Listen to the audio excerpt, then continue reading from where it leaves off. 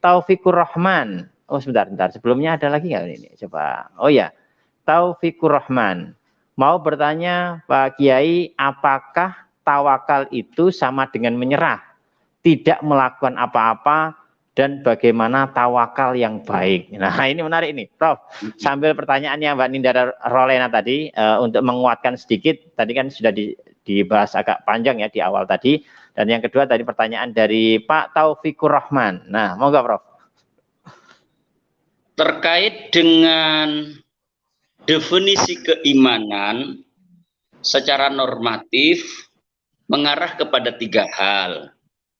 Meyakini bahwa Allah itu ada, mengungkapkan dengan wujud kata-kata, dan kemudian digerakkan dengan anggota fisik kita. Jadi yakin bahwa Allah itu ada, kemudian kita aktualkan dengan lisan kita, dengan cara berzikir sebagaimana pengantar tadi, membaca la ilaha illallah, bisa ya hayyu ya qayyum, ya dzal jalali wal ikram, bismillahi bi'aunillah, macam-macam zikir tapi diaktualkan dengan lisan. Digerakkan dengan fisik. Seperti saya katakan tadi, ketika bergerak di dalam kehidupan, semuanya dikembalikan kepada Allah. Tenaga yang kita lakukan diarahkan kepada Allah. Kekuatan yang ada di dalam diri kita diarahkan kepada Allah. Upaya yang kita kerjakan untuk mendapatkan sesuatu, kita arahkan kepada Allah. Maka semuanya ini dimensinya 3, itu iman. Iman yang secara normatif, yang secara definitif diungkap oleh ulama. Tapi saya mengembangkan tadi iman dalam 2 dimensi tetap tadi.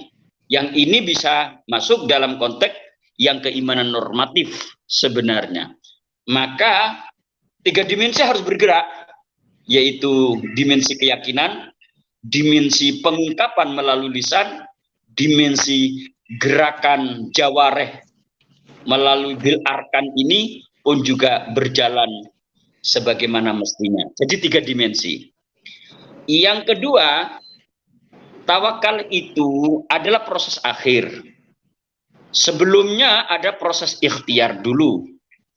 Jadi bukan kemudian tidak bekerja apa-apa, pasrah, ya fakir. Lo nggak kerja, pasrah, do pengira pengen suku, ya gak iso. Nah, ini namanya orang yang apa namanya, fatalistik namanya. Fatalistik. Orang ya, yang fatalistik yang tidak punya kemampuan apa-apa, hanya menyerahkan kepada Allah. Jabariyah. Ini tidak boleh hidup yang seperti ini, bergaya jabariyah atau fatalistik ini. Tetapi kita ini hidup harus seimbang. Ada proses ikhtiar dulu, usaha kita lakukan secara optimal. Setelah usaha kita lakukan, baru kita pasrah kepada Allah. Kalau di zaman dahulu, orang itu bawa unta, kemudian masuk ke dalam masjid, unta itu mau ditinggal, unta itu harus diikat dulu, dijaga dulu tempatnya aman atau tidak. Setelah itu baru tawakal kepada Allah. Kalau kemudian untanya dilepas, tidak diikat, ya hilang. Lah ini namanya tidak boleh kita fatalistik. Tetapi tidak boleh juga kita ini yang bergaya liberal, sebagaimana Qadariyah, atau sebagaimana yang dilakukan oleh Mu'tazilah. Artinya apa? Wes pokoknya jariku, sukses dan tidaknya itu bergantung dari aku. Ini namanya ego. Yang seperti ini tidak boleh. Hidup ini yang paling baik itu adalah mutawasit, tengah. Jadi kita usaha dulu, setelah usaha baru tawakal. Jadi yang namanya tawakal itu adalah proses akhir, bukan proses awal. Lah kalau tidak ada proses, itu namanya bukan tawakal, namanya fatalistik. Yang menganggap bahwa dirinya itu adalah pasrah dan tidak mengarahkan kepada kekuatan Allah, yang Allah itu akan membantu karena bersama kita. Seperti saya tadi katakan, logika ini gampang, diwolak-walik menghadapi Allah ini. Dan Allah cinta dengan orang yang menggunakan logika wolak-walik ini. Yang penting itu tidak menjelekkan Allah, kan begitu. Kalau ini menjelekkan kepada Allah, Oh, gak kerja, males. Mari kita tawakal. Al-Quran tidak memperkenankan.